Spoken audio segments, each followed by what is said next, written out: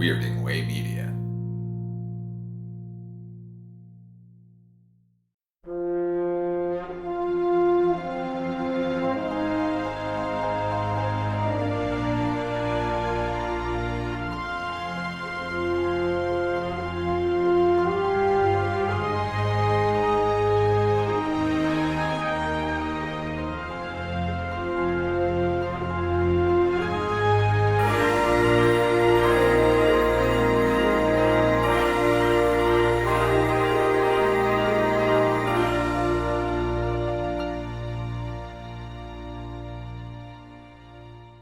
Welcome to episode 121 of the Filmmakers podcast. I'm Jamie Benning, your host for the next hour or so.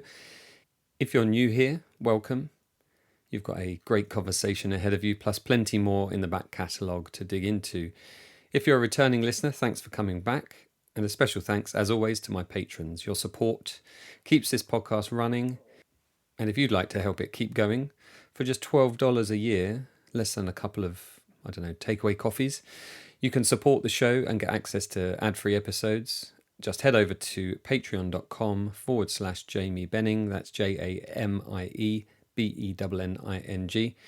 And if you can't support the show in that way, no worries.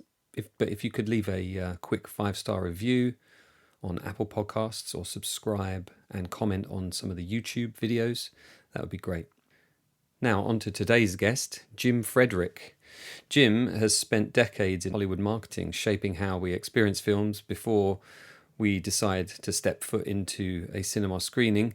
If you've ever been drawn in by a movie trailer, there's a good chance he had a hand in it. His new book, Opening Weekend, An Insider's Look at Marketing Hollywood's Hits and Flops, pulls back the curtain on how films are sold to audiences, from Oscar winners to box office bombs.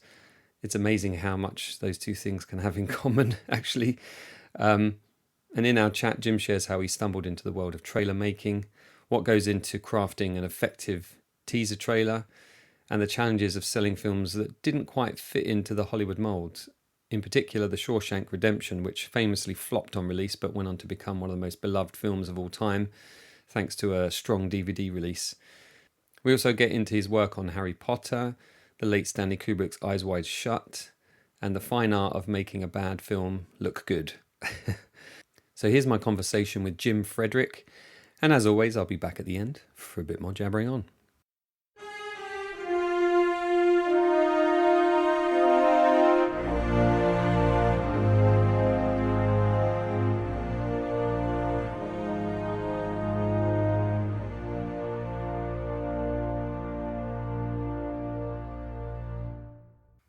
Jim, I appreciate you joining me. I loved your book, Opening Weekend. It starts very trailer-like with that cold opening, where you get fired from your job. But let's go back. I want to talk about what first inspired you to enter the film industry. And was there a particular moment? Was there a particular movie that did that? Yeah, I'm afraid I'm in a very large group when it comes to Star Wars being very influential.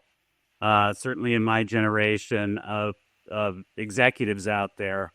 I had no interest in the film business when I was, I think I was 21 actually, when I first saw Star Wars and came staggering out of the theater into the blinding daylight. It was a matinee. I went all by myself for some reason, which I think is kind of confounding. But, I started out being very interested in sports, played sports year round, not much interest in film. And saw Star Wars, and it instantly rocked my world. I was just blown away of how I could feel like I was in a galaxy far, far away. Is very true. And it really had a profound impact.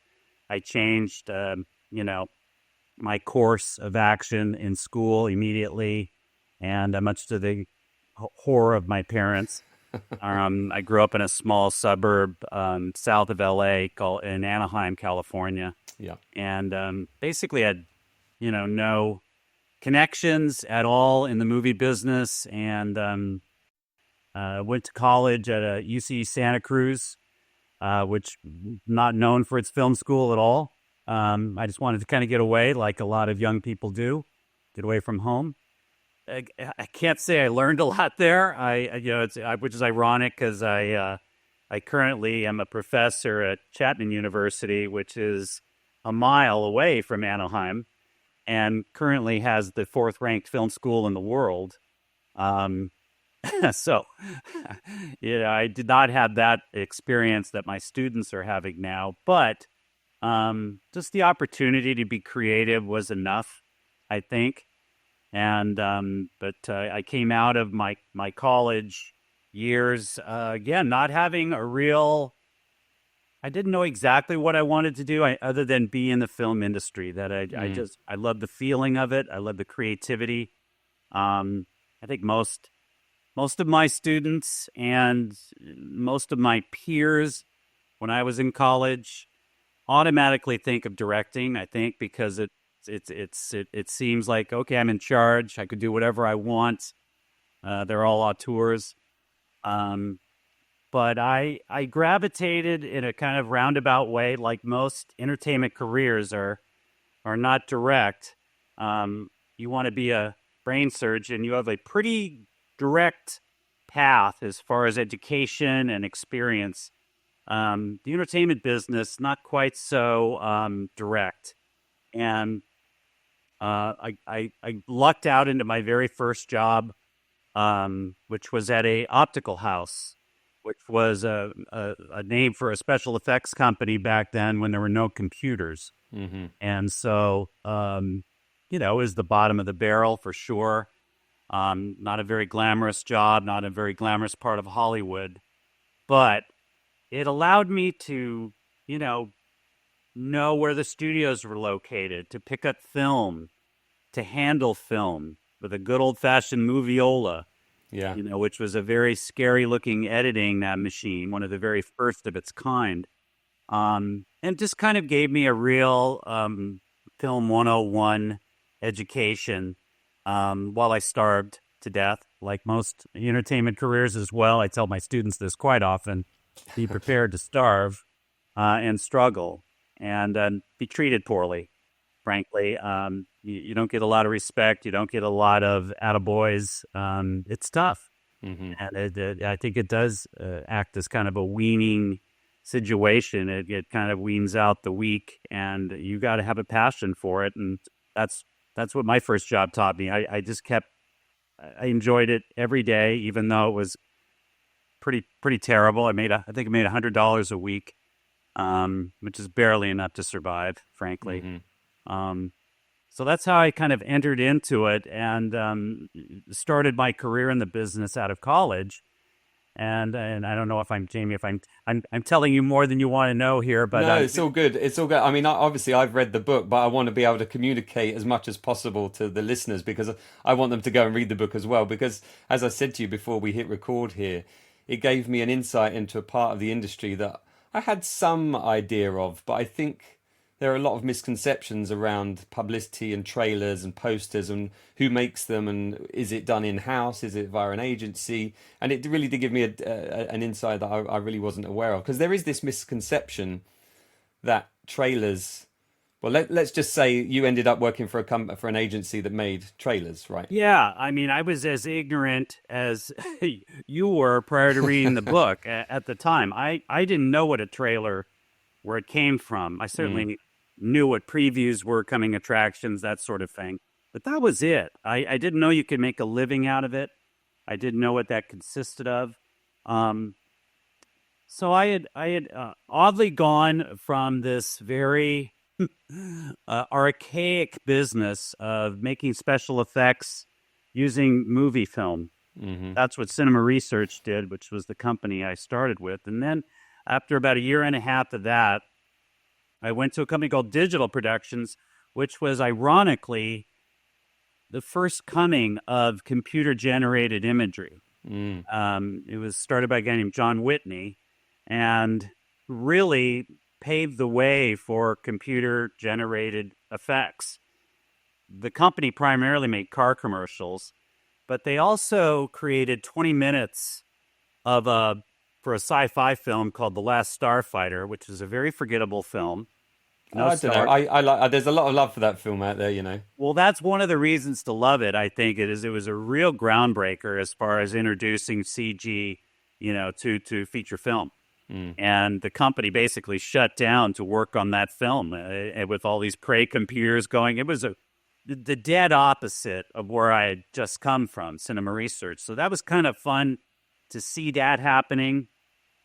And I progressed my editing skills. I started actually cutting film together to do show reels. Nothing fancy at all. Just kind of messing around with music, and I'm a big music fan, so that was kind of fun to bring that into the editing process. All of a sudden, there's something happening in me anyway that found an outlet in editing.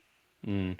And that led to my introduction into the trailer business. A friend of mine said, who worked in the business, you should take your post-production skills and go to this company called Intralink, which was run by this incredible guy, my mentor, Anthony Goldschmidt, one of the original, not only trailer companies, but they also did movie posters. And it was very unusual back then for agencies, boutique agencies, ad agencies like Intralink, to combine the two. And Anthony was just this, Renaissance man who was an artist, a Yale graduate student. So he certainly had the skills there. He also had the money. He came from great wealth. So he took the family fortune and started his career in Hollywood. And he was also easily the greatest salesman I'd ever met to this day. I mean, he could sell you anything. So he had these multiple skills. Great financial mind as well. I mean, I've never met a guy in the business to this day who had all of these various skills and brought them all together into a company. And of course, naturally, the company became incredibly profitable and successful.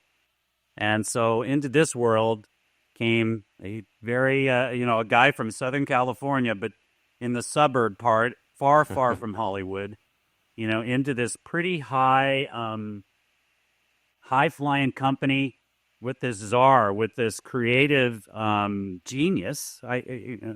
Genius is overused plenty in Hollywood, but it really applied to Anthony. Yeah. And he was also very intimidating and, very Madison Avenue, wore a three-piece suit every day, an English-made suit. He was quite something and very inspiring. And ultimately, I came in as the guy who would be what was called the finisher, where the trailers would be edited and put together, and I would take that and then use interpositive, negative, go to the optical house to have it finished, create the soundtracks for the sound mix, and make them into deliverable trailers that 4,000 copies would go out nationwide in America. Quite a step up from making show reels for the previous company. Yeah, now I want to be clear. I was just on the post-production side of this, but here I am, standing behind these professional editors, watching them edit clips together for the first time, seeing where all that came from, and learning, just by watching, and certainly by watching Anthony at work creatively come up with these ideas. A lot of ideas with Anthony were not found in the movie itself. He would create ideas outside the film. That was one of the things that the studio kind of liked, that they had a movie that was, say, lacking in visual, pizzazz, and it looked bad. The performances weren't good. Boy, you got to figure out another way to get people in the theater without completely lying and cheating. But there is this misconception, isn't there, that trailers are just kind of the best bits of a movie smushed together. But, your approach was about trying to create something interesting, something fresh, and find something within those trailers to kind of encourage people to come to see the movie. Because that's what this is all about. You have to be persuasive in those 2 minutes. You bet. I mean, you said it very well. You need to take a a 2 hour movie and make a 2 minute movie out of it that needs to be, as you said, persuasive. You're absolutely right. It is a huge misconception that you take the best scenes, whatever those might be, and slap some music on it and get it out the door. Boy, is that not true. You certainly want to be aware of the scenes that have um, power and impact. Certainly, if you're working on a comedy, you want to Mm, find the funny bits. But sure. if you slam all the funny stuff and try to land 12 jokes in a 2 minute trailer, you're going to fail most often. And it's way better to try to find two or three jokes and really work it, and all the while suggesting to the viewer, yeah, this looks funny, but in the trailer, you need to do more than just make them laugh as they're watching the preview. You need to add that other element that says, yeah, I'm willing to part with my $15, Yeah. go to a movie theater, and or buy a subscription to Netflix. Streaming and theatrical. We could talk about that later if you want, but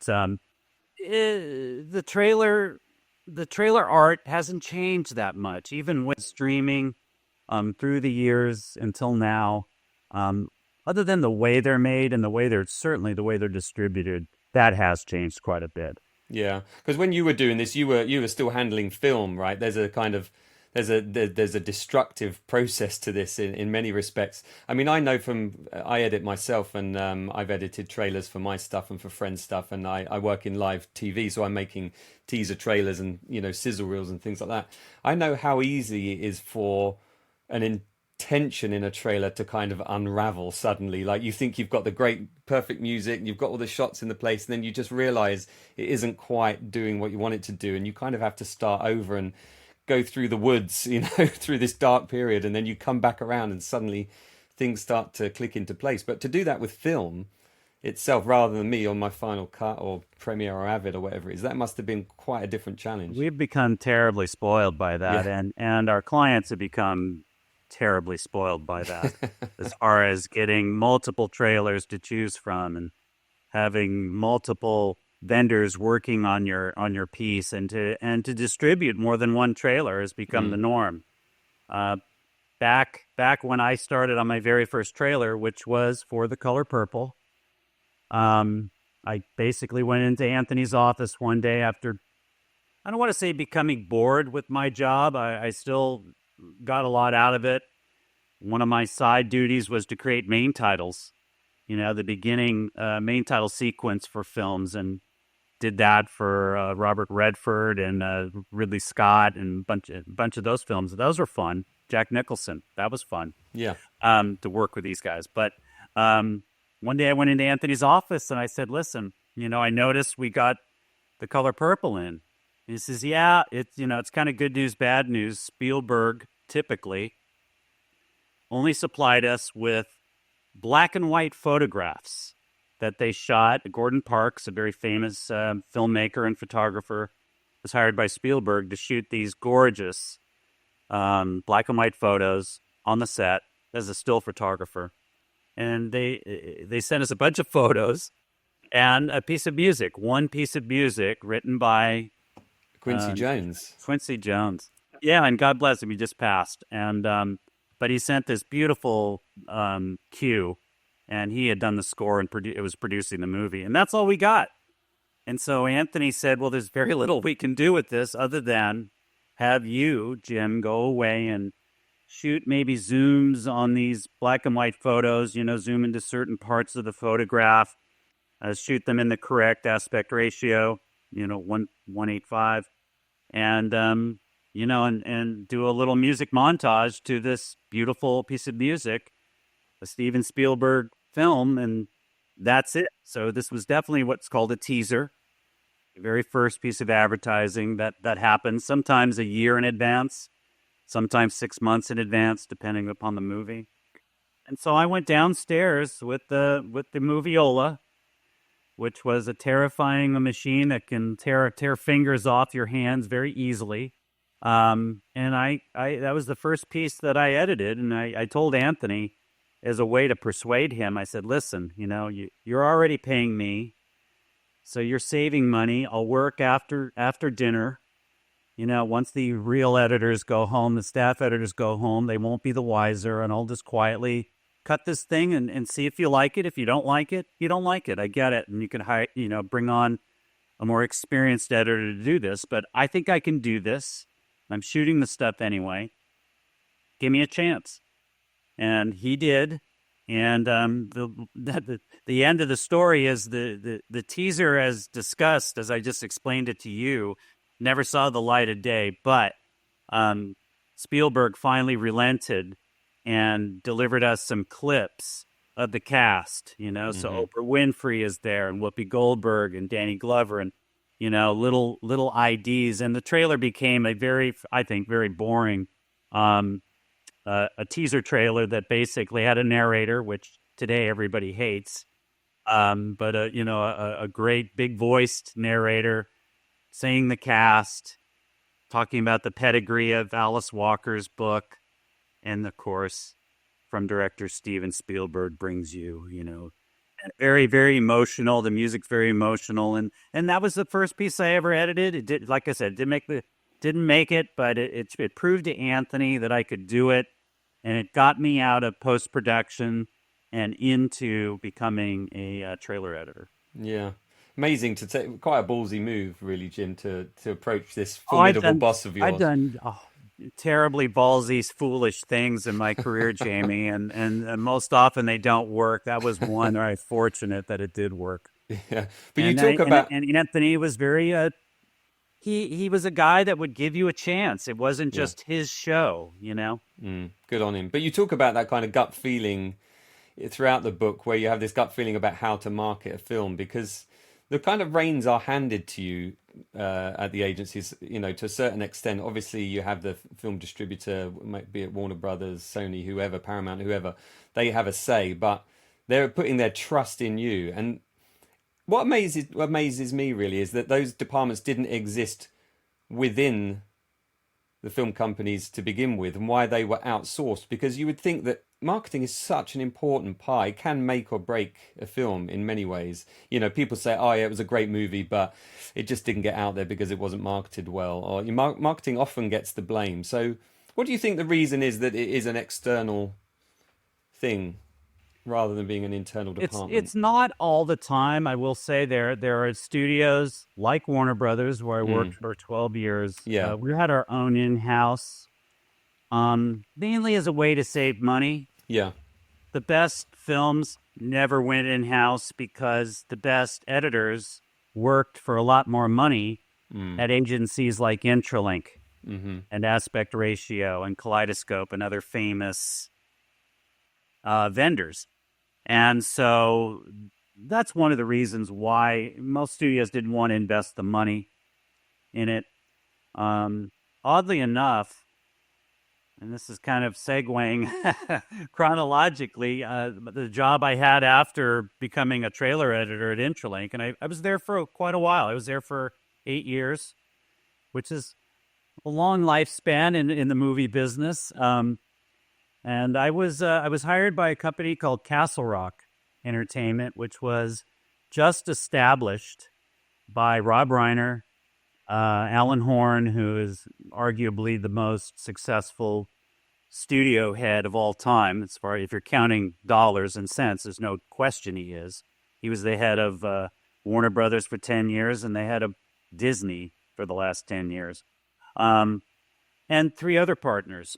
And they came to me and said, we'd like you to be our head of marketing.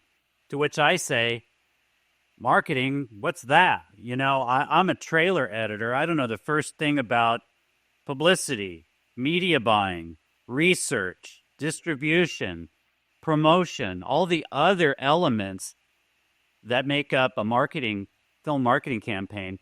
Creative advertising was my one and only area of expertise. But they said, because I had been working with them as a client, and they had just made their first film, which was When Harry Met Sally, was their very first film. They had just enough money to make that film And lo and behold, and it oddly enough did not open very well. Um, it was one of those films that never dropped a percentage point every week. It just kept on going because it was so good. It was so popular. Um, and it ultimately made a huge profit and allowed them to establish this company called Castle Rock Entertainment. So they called me and said, we're reinvesting our fortunes. We're going to be making about 4 films a year. Our films will be distributed by Columbia Pictures, but we, Castle Rock, will own the negative and we will pay for the prints and advertising. And we want to start up a small little marketing arm, and we want you to head it because we like you and we think you do good work. You know, I was at the time working on the trailer for Misery, which was their next film, and then also City Slickers had just started a pre-production. So, you know, they needed to get up and running. They saw me as an in-house. We were just talking about in-house. Well, here's a little production company, Castle Rock, who wanted to kind of create materials that they could be more involved with myself. And so my only other bold move, Jamie, that I made was I went to these guys when it came to negotiating my contract, and I said, okay, I think we should do this 2 ways. You could pay me half my salary. I'll be your in-house trailer editor. I'll cut all your trailers, most of your television commercials. You'll save $1 million in vendor fees per movie.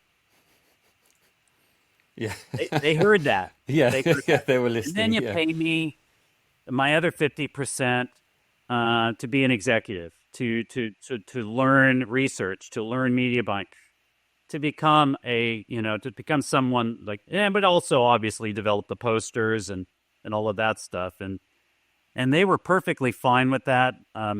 Martin Schaefer, the partner who was most involved in the film side of things, had plenty of experience in marketing. He was perfectly happy for me to sit in my little dark cubby hole of a room cutting trailers for the Shawshank Redemption and Misery and City Slickers and Malice and a bunch of other, A Few Good Men was a big hit for us at Castle Rock. So things worked out great. It was the greatest job I ever had. I had more freedom than I've ever had. I could do whatever I want. I had nobody telling me. They were very hands-off. And on the other side, I'd lift my head out of the cubby hole and out of the dark after 8 hours of cutting material and learn a thing or two from Martin about media buying and things like that. So it was the greatest job I ever had. But back to the original question about why don't studios have, in-house trailer arms? Here's one that did. It was really, as far as I know, the only time where the head of marketing would cut trailers. It was kind of foolish of them to hire somebody with just one set of skills, I think. Yeah.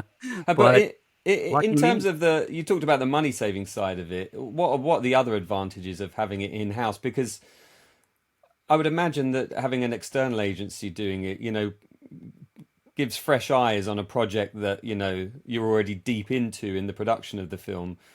But if you're doing it in-house, do you still get that same advantage? No. It was a faulty situation regarding objectivity. Now, I cut every trailer while I was at Castle Rock, and I was there for 9 years, and that must have been 50 movies, roughly. But I would never, ever just do the TV campaign myself, because what's nice about the trailer is it not only is it the first piece of advertising that goes out to the public and to the consumer, it really establishes your strategy. So I was able to establish how I thought we should sell X movie.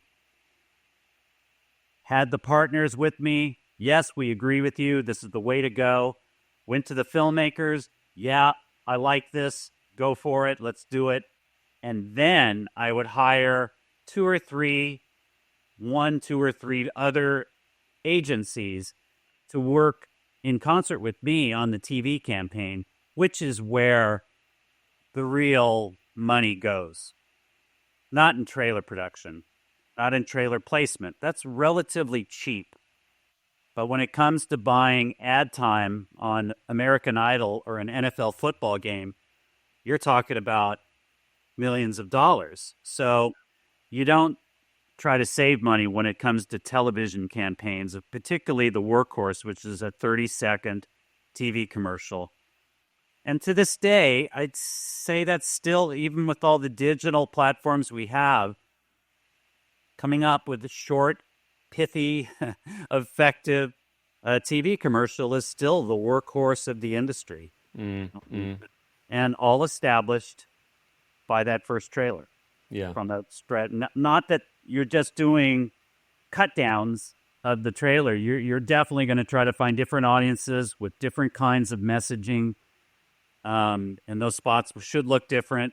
And by having not just one person cutting that, but several others, to your point, gives you much more objectivity. It's how it should be done.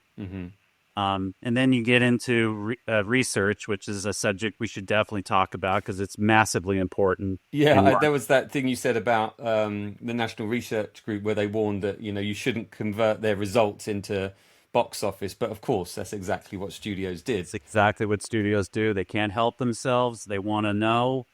They want to be able to, guide their filmmakers and not get them having too high expectations, which is another big part of our business that not many people are aware of how to manage expectations. I mean, it's a key to life, isn't it? Yeah. It's certainly the key to movie marketing. Yeah. So, yeah.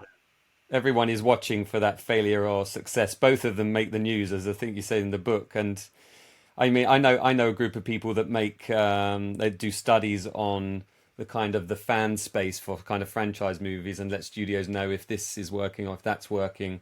It seems to me that when you were working in the industry, particularly in that sort of sweet spot of the 90s, when I was a big cinema goer then, going 3 times a week, films were being made, and then the marketing side of it, the publicity side of it, whether it's the trailer, the poster, how it's, the message that's first put out there, that was something that was done not after the film was made, but it was done after the film went into production. Whereas now it seems that films go in production having a marketing strategy sort of, top loaded, front loaded. Yeah. To that point, is kind of jumping way ahead now. Yeah. The last jobs in the business, I had my own company. Once I was done with my studio executive career, I established my own company, which was basically to make trailers. My first love, kind of went back to the well with the thing I enjoyed the most. And one of the more enjoyable projects I would have was the creation of what's called a rip-o-matic or a sizzle reel or a mood reel. They have different names, but they're all doing the same thing. You're creating a trailer for a movie that doesn't exist yet. From other movies. Yeah. So a producer or a studio would send me the script saying, we're thinking of making this movie. Why don't you create a trailer that sells it? And they did this for lots of reasons. Sometimes to get financing, sometimes to coerce cast. I did one that tried to get Dwayne Johnson interested.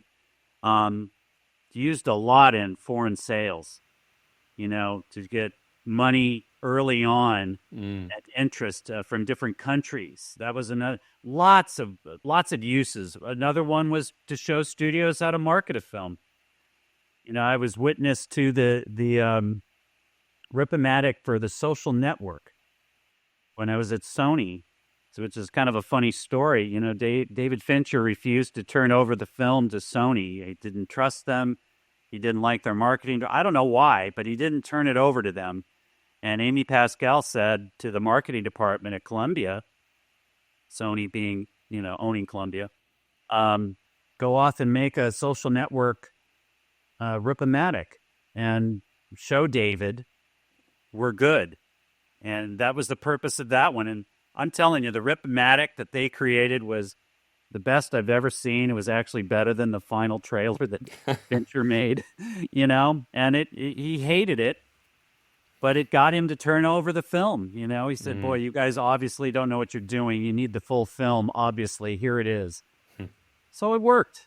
Yeah, yeah. So, that's an odd case where you're that's the head of the snake rather than the end of the marketing, the end of the snake where the marketing occurs. And I love that. I think you really kind of helped develop the movie even by cutting a trailer that shows people, wow, this is what you could have. This is what you could market. Absolutely. It feels like that it's definitely a two-way street there because as we've said, you're setting the tone, and I'm sure that must feed back in some way because it sets the expectations of the movie.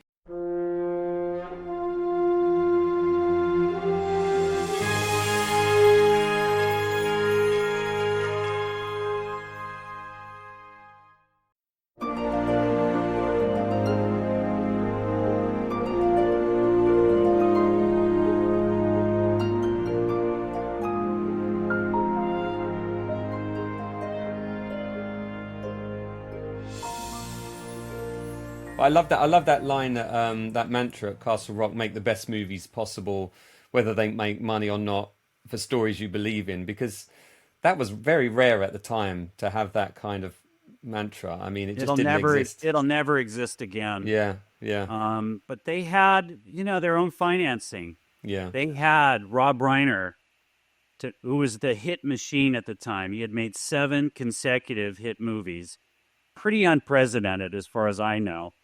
So they kind of had an ace in the hole, and they had a lot of experience. And they had one other thing too. Castle Rock was a unique company in that they also made television shows. And I wasn't involved with the television end of things, but they ended up creating a pretty successful sitcom that made them a lot of money. It was called Seinfeld. Yeah. It also didn't start off very hot, but was too good. It was too good to be denied. Yeah. And that paid for a lot of films at our place, the success of that TV show. Yeah. And so And you rightly acknowledge that in the book. Yeah. It's important to make that acknowledgement because that must have given some freedom for that mantra to continue to exist. Well, yeah, most big studios have libraries that they can get money out of, that basically feed the beast. And Castle Rock didn't have much of a library. We started from scratch with no movies, and slowly built it up. But we need our movie. There was more pressure on our films to succeed financially, and yet here are these guys, and it's kind of I think, an interesting story. The thing that kind of created this mantra of we're just going to follow our gut was Rob Reiner's film, The Princess Bride, which they had made as a group. It was a Fox film. They were very unhappy with the way it was handled at Fox.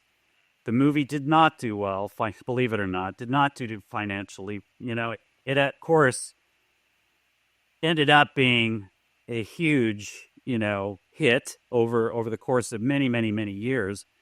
But it was the inspiration for Castle Rock. They said we see at studios how this isn't working. As William Goldman said, nobody knows anything. And William Goldman, ironically, was a consultant to Castle Rock. And here's the guy that writes the ultimate line about making movies in Hollywood. Nobody knows anything. There's no formula. I've got the very book just next to me here. Yeah, it's the greatest book ever written about it's Hollywood. fantastic. It's just, of course, he's a great writer anyway. But yeah, it was ironic that he was consulting these guys, saying, follow your gut because, even when the great moguls were working, they were hardly right every time. So you might as well follow your gut. Not depend on outside research so much, and the screenplay is the thing, that matters most. And that was a pretty good track record that Castle Rock had there over that period of 8 or so years that you were there. There was a good 1 or 2 big hits each year. Yeah, one of them that wasn't a hit was a movie called The Shawshank Redemption, Yeah. which most people have seen by now and has been number one on IMDb for God only knows how long. I mean, to think that's above The Godfather and Yeah. Chinatown and Casablanca, Hmm. it's mind blowing to me. But I had the great fortune and then misfortune of trying to open that film. And the book, for those who haven't read it, and I hope read it, the book kind of is a case study format, where I talk about all of these films that I marketed and how each film is really different. Each film has its own stories. Each film has its own challenges. And so the Shawshank Redemption chapter Great chapter. Yeah. is a classic example and one I use in my classroom every semester. It failed. It failed to get movie audiences in theaters opening weekend. Granted, it started very slowly on only 33 screens.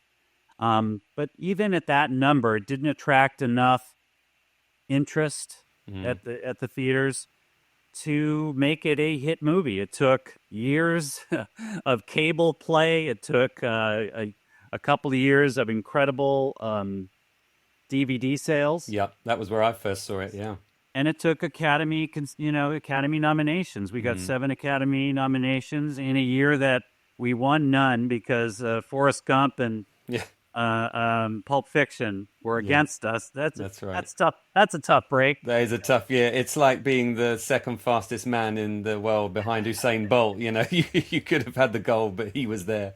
Yeah. Yeah, we picked the wrong year to open it, I guess. Yeah. But nevertheless, it was. I would say my favorite trailer to edit, just because the film had so many wonderful moments. It was certainly a challenge. Yeah.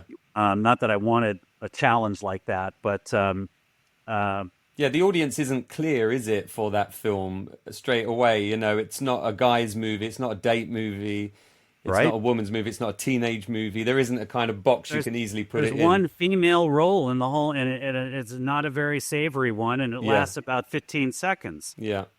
Prison, dark, claustrophobic, no movie stars, no director. This was Frank Darabont's very first, real big film that he wrote. Just a title that was blamed in the press for it not opening, which I'm more than happy to let them take the blame for that. But I have to be also, to blame for not figuring out a way to get people to go. I mean, it's something I really posed to my students and asked them, so why was this a failure? What would you have done? What kind of strategy? Stephen King wrote the book. Should we have used from Stephen King? Should we have used his name? Well, there's a little problem with that. Fit. Yeah. Yeah, this is not a horror movie. Yeah. It's scary. Yeah. It's violent. Yeah. Yeah, it's R-rated, which, by the way, are 3 more negatives, challenges in opening this movie. So you can see there's a mountain of, hurdles we had to climb, and we couldn't figure out a way to do it. And that's also one of the exciting things about this business that I always loved is you're not working in a vacuum. You're working as a team. You're trying to figure out a way to succeed, kind of like winning the Super Bowl. Or the World Cup. You got to figure out a way to overcome the obstacles and achieve something. And money was there for you to use, and it was really exciting. And so when Friday night hits, immediately if you succeeded or failed. And so your weekend is either happy or it's miserable based on that. Did your perception change after Shawshank Redemption that maybe it's not all about that opening weekend and that success can be found further down the line? Or is it you still need to hit those numbers, of course? It took years for me to... It's just so rare for a film to find success after it hasn't opened. That's one reason why I named my book Opening Weekend. So much depends on that opening weekend. The vast majority of films that don't open, they disappear. Yeah. The shelf life of a film, particularly theatrically, is very short when you think about other products out there. Yeah. It just, you got one shot to really grab people. And when I'm talking about this, I'm not talking so much about art house films. I'm talking more about Yeah. big movies with big budgets and big media buys. Yeah, the other one that springs to mind, which wasn't a movie that you worked on, but I recently heard Ridley Scott talking about Blade Runner, and of course we all know that story, that it wasn't Right. received well. And I think Ridley said he's got on his wall the Pauline Kael review that slated it just to remind him never to take notice of reviews. But it took with that film, it took somebody wanting to screen the movie and they couldn't find the original negative, and they accidentally sent the work print out, which didn't have the voiceover on and had a few different Oh, shots. And that's how it got this whole new lease of life and the director's cut and all of that. I mean, it's amazing that these films can find their way out of, out of that swamp. Is there a film that you feel that you worked on that you feel should have had that moment in the spotlight but didn't quite make it for one well, reason or certainly another? Shawshank Yeah, is it. yeah. Now, did it ultimately find its audience and find its notoriety? Of course it has. Mm, mm. Um, People, it's beloved. It's interesting. Most of them, I'm going off on a tangent, Yeah, so go for it. forgive me on that. I make sure I show Shawshank to my students on a big screen. Most of them have never seen it, and they certainly, of course, had never seen it on a giant movie screen. And the power that film has, and it is not an entirely pleasant experience. I mean, the first 20 minutes, you want to take the gas pipe. It is brutal. And then, of course, the famous scene on the rooftop, Yes. you know, changes the whole trajectory of that. I'll never forget Got sitting goosebumps now thinking about it. I was sitting in the theater the first time I ever saw the film. I was in with Rob was sitting next to me. Mm. Alan Horn was to my right, and there were two other executives from Castle Rock. We were the first people to see this film, and it was exactly the way you see it. Nothing changed about this film at all, including the title. Yeah. And after the rooftop scene, Rob turns to me and he says, "I'm so glad I didn't direct this." And I thought, and it's taken me years to understand. I go, what do you mean by that? And I think it just had to do with Frank wrote an unbelievable screenplay and directed this scene so perfectly that only the writer could do that. It was done perfectly. Mm. And there was a point where Rob was offered this film to direct. So I think all of those, and Frank wouldn't allow for it. He wouldn't take the money and run. He insisted on directing it. So I think all of those factors came into that moment where we were all just blown away by this scene. And of course, the movie takes off from there and becomes this kind of great mystery thriller, drama, Amazing. romance in a way, bromance, it's so many wonderful things. Yeah.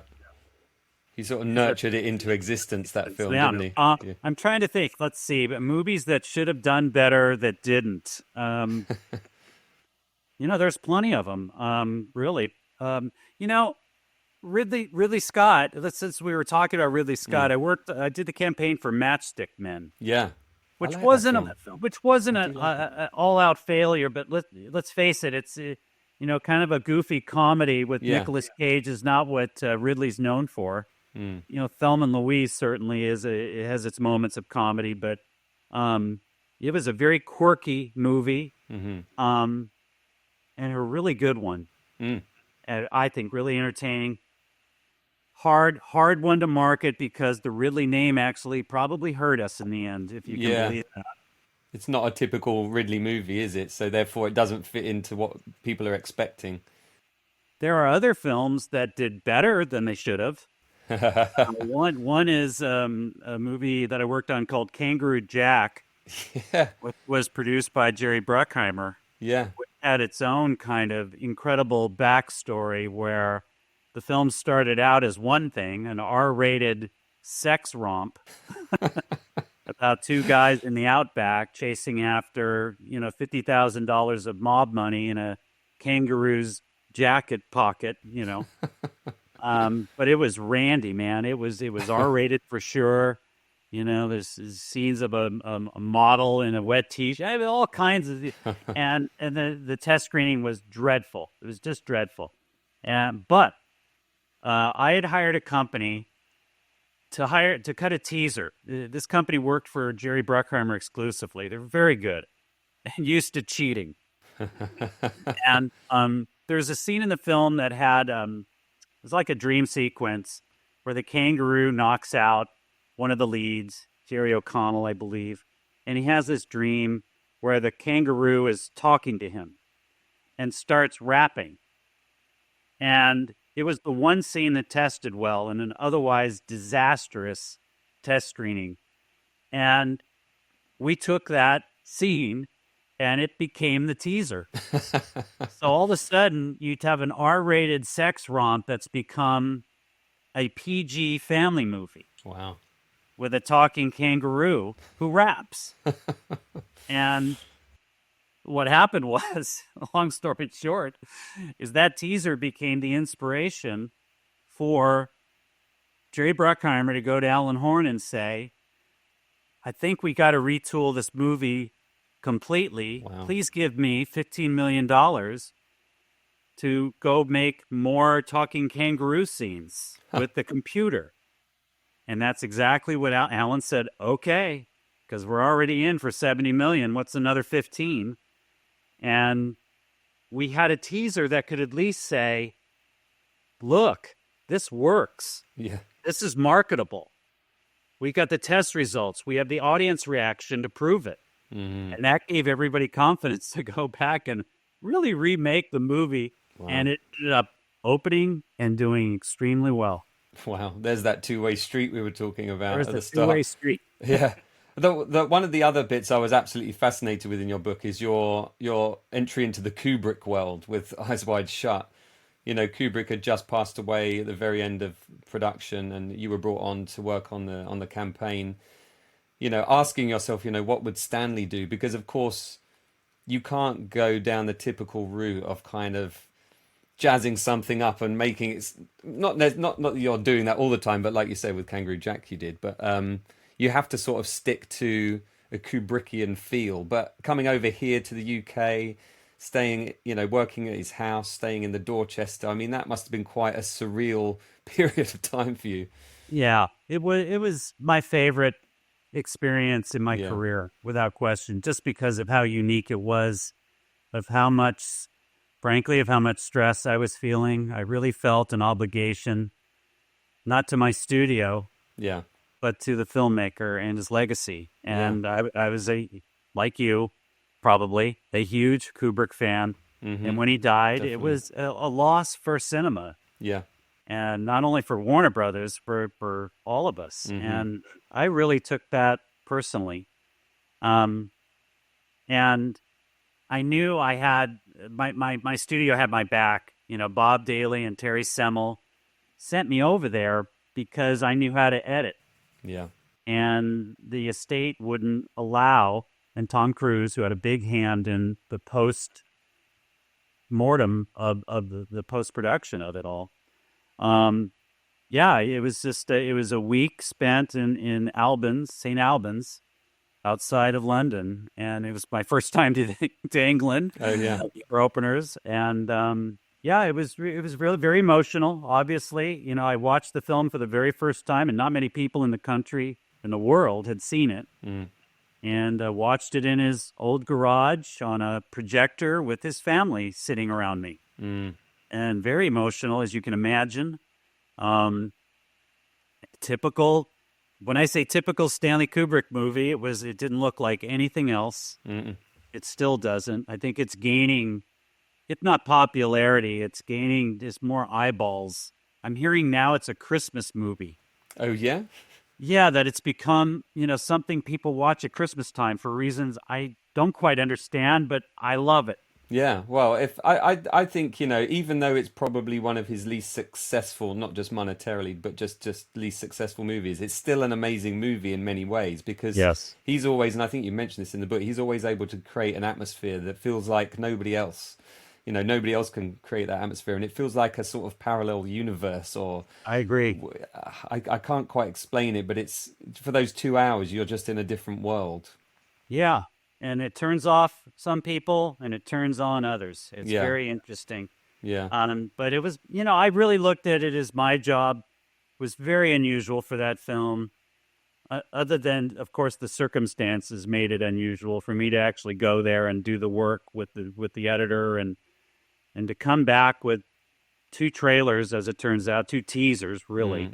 Mm-mm. Both 60 seconds, a couple of TV spots. I had to do a poster, and I had to do them the way Stanley would have done them because I'm sure you know this, and it's in the book. Mm. He did all of his ad campaigns. Yeah. He was maybe the only director who really had the leverage and the gall and the talent Yeah. to create really memorable ads for his films. Mm-hmm. And there's a reason studios take over the marketing and the creative and the trailer making and the poster design and don't leave it to the director. They're two very, very different skills. Mm. And as you alluded to about my career, you need distance. Mm-hmm. You need objectivity, and it's impossible, except for Stanley, to to market your own movie. It just is impossible because you're so involved and in love, Mm-hmm. deeply in love with your work. You've spent years and years and years developing it. And when it comes to creating a message to get people interested in it, it's a different skill set. Mm.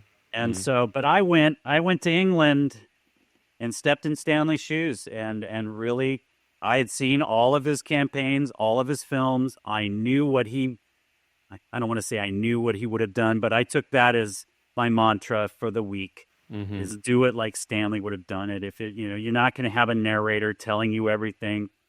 There's not going to be rapid fire MTV cutting styles. Mm-hmm. The commercial side of it wasn't the goal. The artistic representation was the goal. And so when I went back with the materials, I was worried, Yeah. but I shouldn't have been, because Terry Semel in particular, the chief executive at Warner's, was very close to Stanley, and he had to know that I wouldn't come back with anything that was inappropriate to his memory and to his legacy. And they weren't. They were very artsy and odd, and, the studio was worried. Yeah. But they shouldn't have been. The movie opened, and it did a little better than you think it did, probably. I mean, of course, it also had two of the biggest movie stars in the world. Yes. Yeah. It was massive at the time. I remember seeing it at the cinema. Yeah. There's a couple of things I wanted to say to you about this experience. I'm glad that was your first experience in the UK, because it couldn't have been more British in a way, staying in Stanley's Oh. stately home and staying in the Dorchester, having Oh. toast and coffee and Oh, I the best coffee I've ever had in my life, and the best breakfast. It was just lovely. The other thing is, you mentioned the huge country table in the Kubrick's kitchen. Did you know that is actually the table that Jack sits at in The Shining? No, Yeah, I only found this you out. do know a lot of good I only found this out a information. couple of weeks ago. There's a guy who's just done a short documentary about some of the offices they used for some of the set, because they ran out of set space at Elstree, and they used some of the offices. And so Katerina mentioned, Stanley's daughter, Christiana's daughter, mentioned that when people come over for a meal, she always says, this was where Jack sat, and people just kind of go quiet for a moment. It's kind of strange that an object can kind of hold that power, something that was just a regular table, but Yeah. nice to know that it's got a life that goes on. Oh, I had I had a few. I mean, it's in the book. I almost want all of you to go read the book so you can read the little anecdotes Yeah. and the stories You that shouldn't do come them out all. of that. And so I won't bore you by telling them on your show here, but yeah, it was a very personal experience, and it's nice when that happens. It was just even though it was a difficult time of grieving, Yeah. it was very special to be there. Yeah. And it was my favorite chapter to write by far. Yeah, wonderful memory. Yeah, it really comes across how important that is to you. My kids won't let me get away with not talking about Harry Potter. It's been part of my life for the last 19 years, I think. Me too. All the different iterations, the books and the movies and the Lego games and now the new HBO series that's on its way. But it must have been very cool for you to be kind of at ground zero with a movie, a franchise that big, where you could push through that door and see those amazing sets at Leavesden. That marked it feels like that marked a very different chapter in your career. Yeah, it's Harry Potter will stand out. Uh, I mark it under expectations. Obviously, and I'll back up just a couple of steps here because your listeners might want to be curious of how there's three people at Warner Brothers that do what I do at back then, Mm. and we would be assigned movies. So obviously, when Harry Potter was greenlit at Warner Brothers, the three of us were just like, me, please, pick me, because obviously the book was just then becoming a phenomenon, and it was obvious that Warner Brothers was going to spend, and do everything they could to make this a franchise. As long as J.K. Rowling was writing the books, we were hopeful that this would be a franchise, because this was also a time where Alan Horn kind of decided this is the future right now of the film business. maybe this is good news, bad news time, but where franchises really paid the bills at the studios. They were the profit generation um, entity at a movie studio. So when it came time for Harry Potter, I was chosen probably because I had two small daughters. I was a young father, and certainly familiar with the books, had been reading them to my kids. So I was very excited about that. But with it came this massive mountain of expectation. When you have a book that was this popular, you hope the movie is a wonderful adaptation. You hope the filmmakers can do justice to, or try to match, or at least hope to match, the imagination of millions. Yeah. And I think that in the adaptation world, that's a real high bar, and it's not met every time. So the pressure of Chris Columbus and David Heyman, the producer who was with it from day one, and to my mind, it should be given the most credit, aside from J.K. Rowling, of course, for casting the film and hiring Stuart Craig. And Yeah. I am Genius. very proud of the way Warner Brothers has executed these films. I think they've done a wonderful job, and I'm limiting it to the books, not necessarily Fantastic Beasts, which I really haven't followed. I don't know how the HBO show will go. I know it's going to be very difficult to do a good a job as these various directors did, which is also unusual. And you don't have one director leading the charge, where you hire different directors to bring their own sensibilities, whether it's Alfonso Cuarón on Azkaban. Mm. I mean, that movie is just different than the others. Yeah, it's great. Even It's though my favorite. there's Hogwarts, there's the kids. Yeah, they're getting older. A lot of similarities in all the films, obviously, all the sets and the characters, but different ways of telling stories, and that was the key for me as we progressed. After the first one opened, which was glorious and broke all the records, and it's nirvana for a marketer like me. That's what you always want to say is, hey, I opened this movie to the biggest gross opening weekend of all time. That's what we are all striving for, to be honest. Yeah. Not necessarily to win Oscars and things like that, because it's more the movie that does that. But opening weekend is ours to brag about or to commiserate over. And after Sorcerer's Stone opened, the mantra for me became, how do I keep this fresh? How do I keep doing what these directors are doing?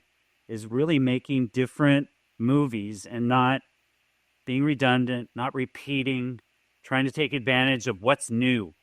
What's new in Goblet of Fire? What's new in, all the, Chamber of Secrets and so forth. So that was my goal in creating all the trailers and the TV commercials and all the posters. It was great fun. I'm really fortunate to have been involved in this at all.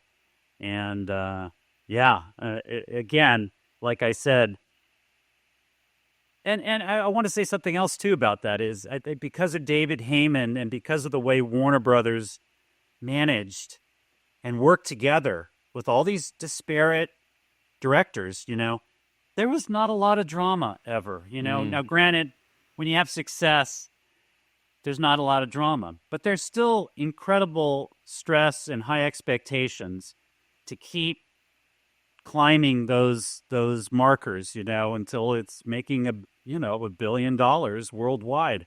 So it was very gratifying to do that, and I'm really proud of the campaign. I didn't think we gave away the store in the domestic campaign at all. I think I used to have terrible fights, frankly, with our international group, who had a different set of circumstances where in Europe and Asia, they didn't have the benefit of television as much. Television budgets, television spots. They had to sell the films differently. Mm-hmm.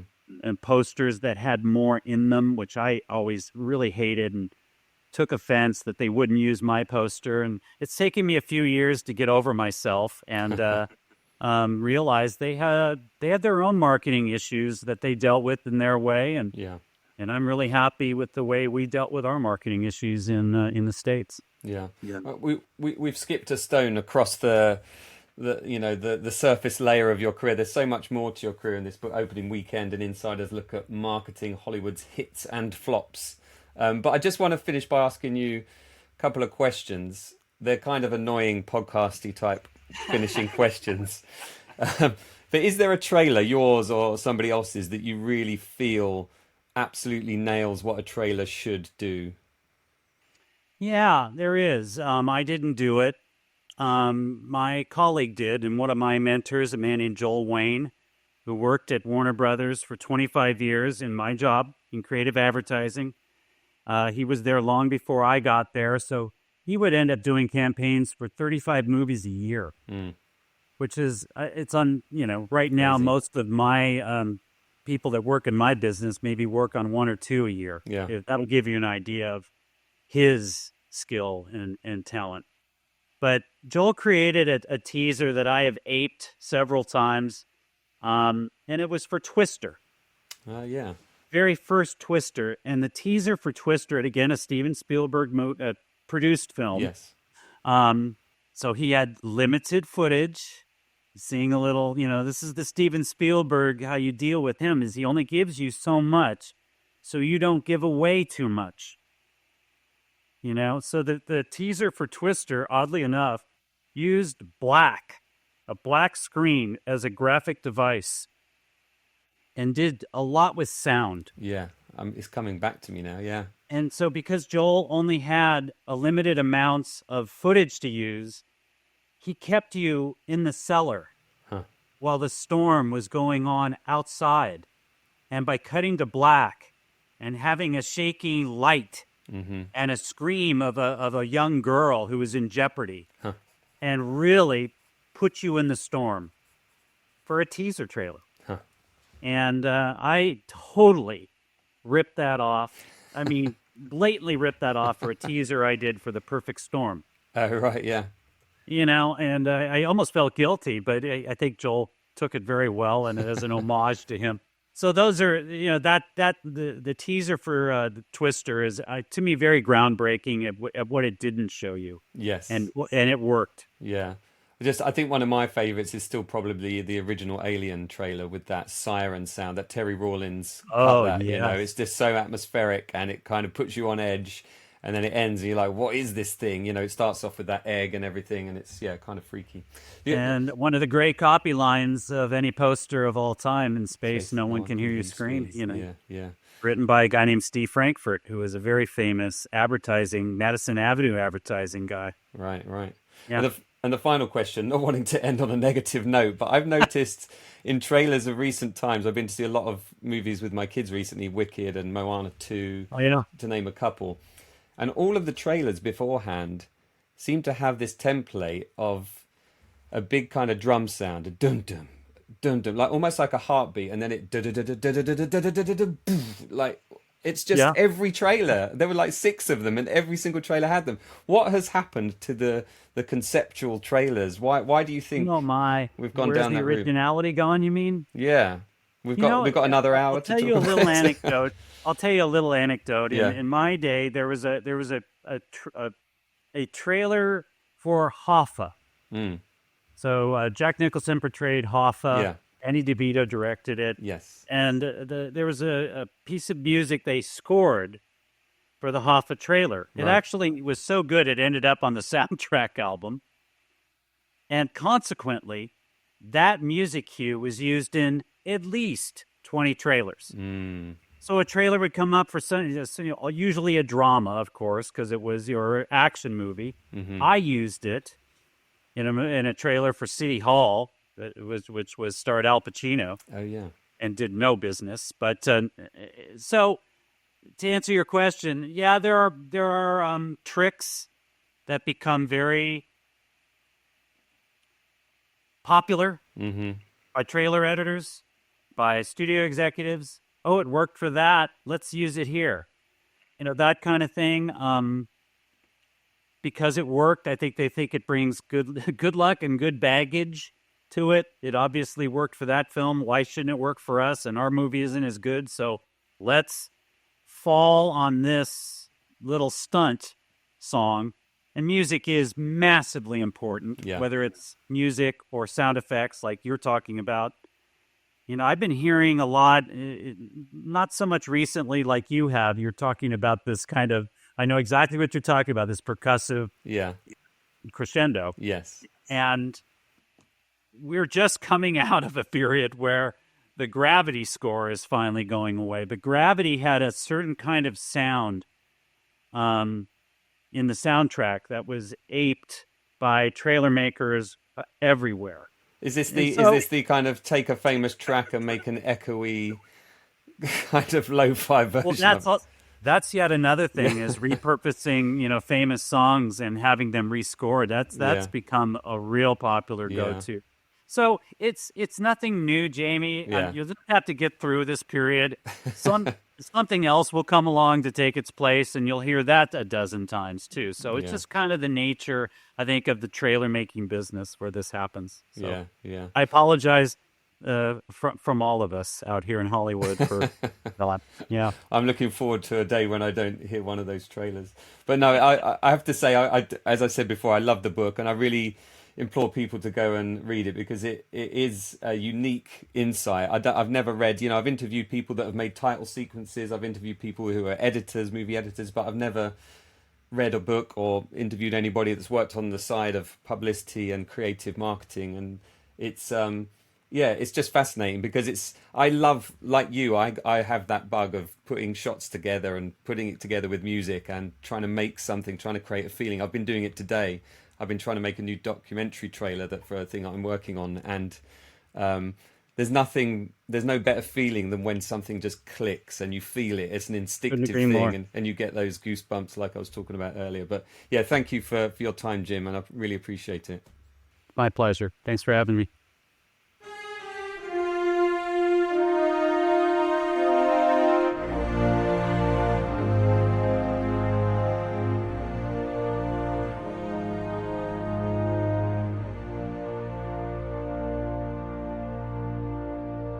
I hope you enjoyed my conversation there with Jim Fredrick. It's always fascinating to hear from someone who's spent their career shaping how films are kind of presented to us and marketed to us. So thank you, Jim, for your time.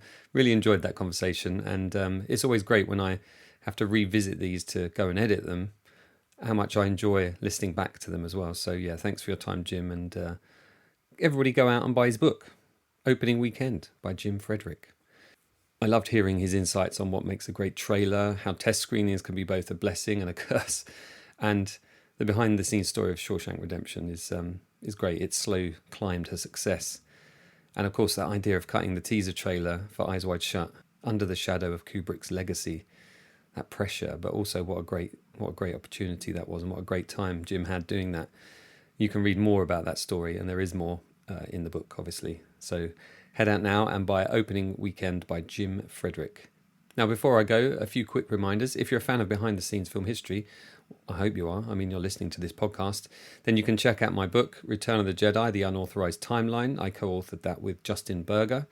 He made also an Unauthorized Empire timeline book as well. So head over to jeditimeline.com for all the details, or you can go to Amazon in your region and search for Jedi Timeline and Benning Benning, my name, and you'll find that. Also, if you're a fan of Star Wars design legend Colin Cantwell's work, then there's still some limited stock of signed photos from the late designer available at colincantwell.com. And if you use the code FILM, F-I-L-M, you'll get 15% off while they last.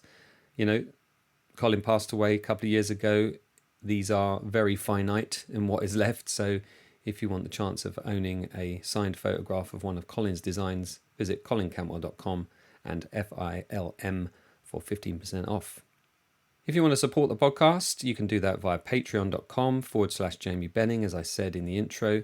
You can also now grab some cool Filmumentaries merch. Check out my store. It's filmumentaries.creator-spring.com. Yes, it's back.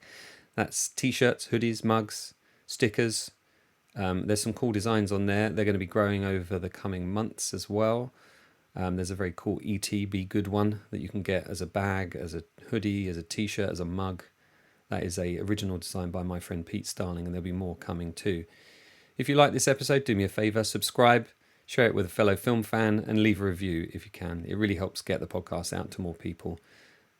I saw a thread recently on Facebook, people saying, "Oh, bring back Cinefex." And in a way, I'd like to think the stuff that I'm doing is the next best thing. Hopefully you've been keeping abreast of my articles that I've been writing for ILM.com. There's some more coming in the future, and for SkySound.com, Skywalker Sound. And I hope that fills the sort of the void that Cinefex has left for a lot of you. Right, that's it for now. Thanks for tuning in, and I'll catch you next time for a bit more film chat, and of course, a bit more jabbering on in the next episode of the Filmumentaries podcast.